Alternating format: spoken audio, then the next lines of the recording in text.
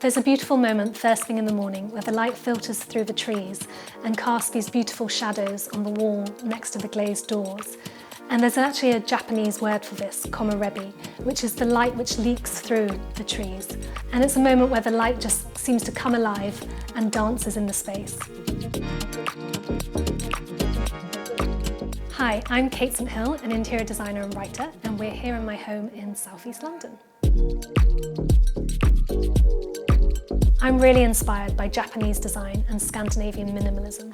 I think they get it so right, this balance between warmth and coziness and practicality and functionality. My design approach is all about embracing simplicity, harmony and balance. So when I was designing the space, I was really thinking about how we would use it every day, how we would flow through the space and how we could integrate really functional storage. And I love views through rooms, from rooms to other rooms. So I love the idea of when you walk through the front door, you can see straight through the house and get a picture of the green backdrop at the end. And it just sort of intrigues you and leads you into the space. I like spaces which have a bit of nuance to them, which aren't one-dimensional. So I really didn't want just one run of glazing. I wanted to make something a bit more intimate with the window seat, so you can have those moments where you can retreat and have a sense of privacy, while also balance with those moments of togetherness around the dining table. I'm a minimalist and I'm all about the details, and I really like how the Maxlight doors don't have a chunky handle. The handle is part of the frame, just a simple detail from floor to ceiling, which you can hardly see. It's very discreet, it's very smooth and seamless.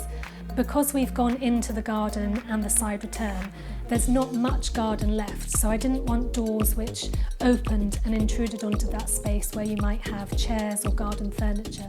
So the sliding doors really appealed, especially because they slide from each end, which makes the space really adaptable and really connects that inside and out. I like using the colour green as this common element which ties everything together. So I might use it in some paintwork, some accessories, a cushion, and it's this cohesive element which makes everything feel like it's part of the same design language. I find the city can be busy and noisy and bustling, and when I close the front door, I breathe a sigh of relief, and I hope that other people get that same sense of relief when they walk through the door as well.